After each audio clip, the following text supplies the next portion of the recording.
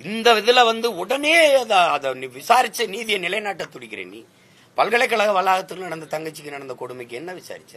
பொள்ளாச்சியில் நடந்த அந்த கூட்டு பாலியல் வன்கொடுமைக்கு என்ன விசாரிச்ச? இது என்ன இது பாலியல் வழக்குன்னு யாரு முதல்ல? அந்த பொம்பளை யாரு? சொல்லிட்டா அது குற்றமாயிருமா? 1000 பேர் 1000 சொல்ல விசாரிக்கணும்ல.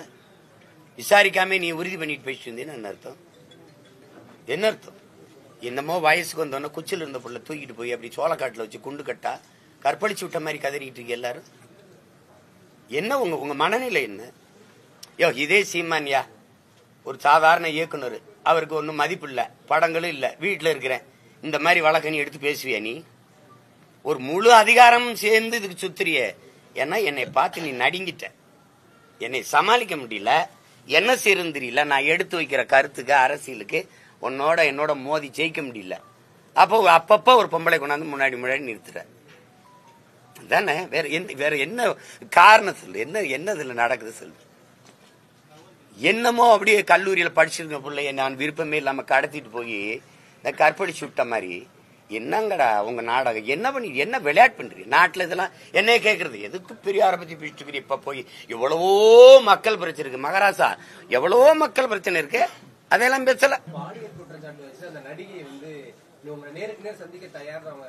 அததான் நானும் கூப்பிடுறேன், வர சொல்லுங்க அப்படின்னா. அவங்கள வர சொல்லிட்டு என்னை கூப்பிடணும், அவங்கள வர சொல்லிட்டுல கூப்பிடணும்.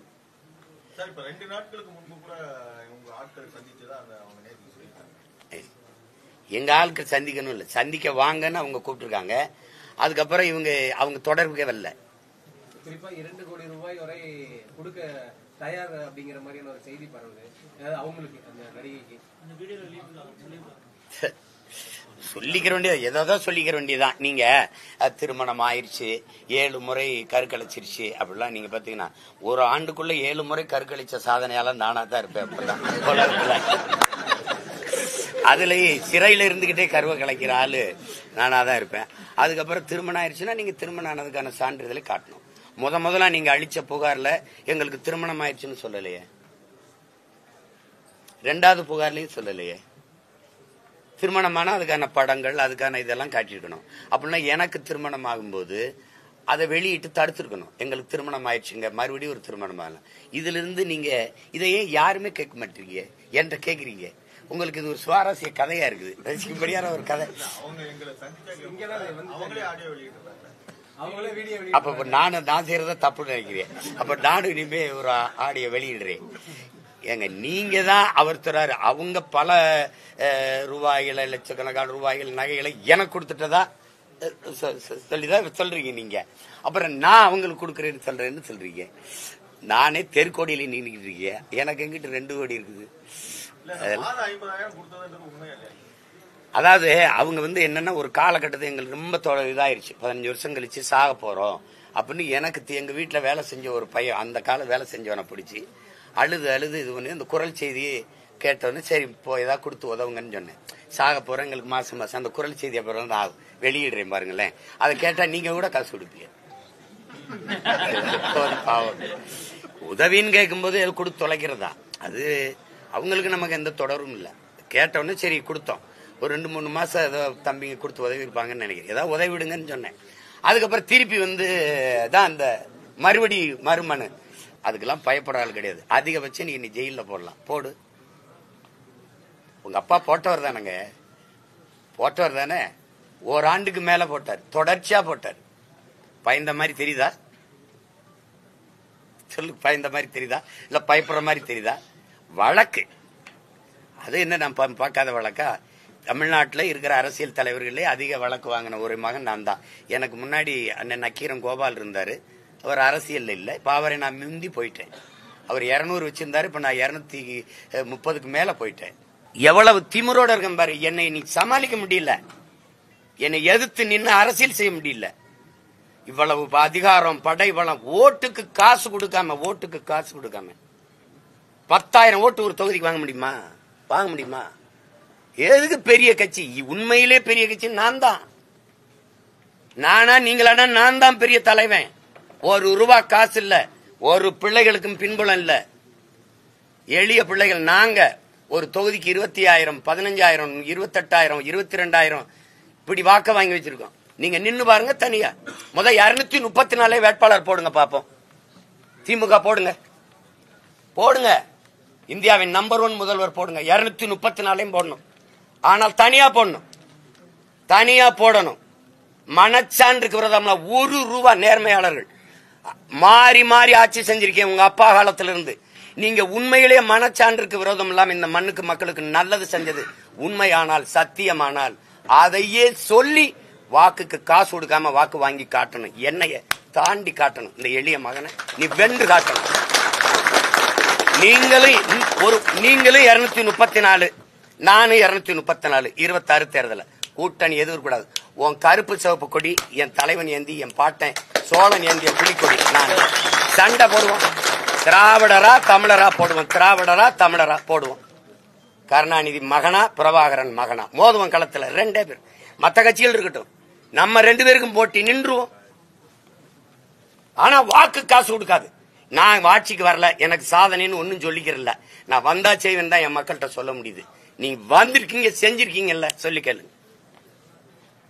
உங்களை மாதிரி உங்க அப்பா முதலமைச்சர் அப்படி நான் வந்தவன் இல்ல. சாதாரண விவசாயி மகன். எனக்கு ஒண்ணும் கிடையாது. மக்களிடம் இருந்து மக்களின் துயர துன்பங்களை சுமந்து மக்களுக்காக வந்த மகன். என்னைய சமாளிக்க முடியல, ஒண்ணுமே பண்ண முடியாது. நீங்க எத்தனை வழக்கு, எவ்வளவு அழுத்தம் கொடுத்தாலும் அஞ்சுற ஆள் கிடையாது, பயப்படுற ஆள் கிடையாது. இந்த சும்மா குண்டு வீசுறது, பெட்ரோல் குண்டு, நிஜ குண்டு வீசும்போது ஊடறுத்து போய் என் தலைவனை சந்திச்சு வந்தவன் நான். எனக்கிட்ட வந்து பூச்சாண்டி எல்லாம் விட்டுறணும்.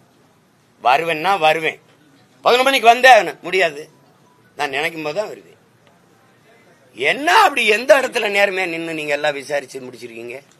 தம்பி ஆங்ஸ்டாம் கொலையில எத்தனை மாதமா விசாரிக்கிற? 3 பேரை சுட்டா ஏன் சுட்டான்னு கேட்டா விளக்கு இருக்கா? கொலை செஞ்சவன கைது பண்ணி வண்டியில ஏற்றியதே இருக்கு இல்ல. ஏன் செஞ்சான், யார் சொல்லி செஞ்சான்னு ஏன் அவனுடைய வாக்குமூலம் வெளியில வரல? ஏன் வரல? ஞானசேகரன் ஒரே ஆள் தான் அந்த பாலியல் அந்த குற்றச்செயலில் ஈடுபட்டாரா? அப்ப அந்த சாருக்கு, அந்த சார் அப்படிங்கிறது எந்த சார்? எந்த சார்? அப்போ உங்களுக்கு தேவைன்னா ஒண்ணு செய்வீங்க இதுல. ஆனா நீங்க எல்லாரும் கவனத்துல வச்சுக்கிறீங்க, இந்த அதிகாரம் நிலையானதுன்னு நினைச்சு வேலைகளை செய்யாதீங்க. கால சக்கரம் வரலாறுங்கும் சுழன்று கொண்டுதான் இருக்கு, பாத்துக்கிறீங்க. நீங்க எல்லாம் என்ன சொல்றீங்க? ஆஜராக சொல்றீங்களா? காலையில 6 மணி, காலையில 6 மணிக்கு எனக்கு வசதியான நேரத்துல தான் நான் ஆஜராக முடியும். 8ஆம் தேதி வரைக்கும் எனக்கு வேலை இருக்கு. 2ஆம் தேதி போராட்டம். இப்ப நாளைக்கு போய் நாளைக்கு கிளம்புனாதான் நான் 2ஆம் தேதி தென்காசியில போராட்டம். அப்ப திருப்பி ஒவ்வொரு இது நான் குறிச்சிட்டேன், சோறுட்டிலாம் ஒட்டிட்டோம். அதுல பின்னடைய முடியாது. ஏன்னா ரொம்ப காவல்துறை விரும்பினா வேணா போய் நேர் நின்று அதையே தான் சொல்லணும். அப்ப அந்த காலத்துல என்ன நடந்ததுன்னா அப்படின்னா அதே கதை தான் சொல்லணும். வாய்ப்பு இருக்காப்பா? போவேன். போய் இப்ப கலந்தாய்வு முடிச்சுட்டு போய் இறங்கி முடிவிட்டு போவேன். இது ரொம்ப ஆர்வப்படுறாங்கல்ல.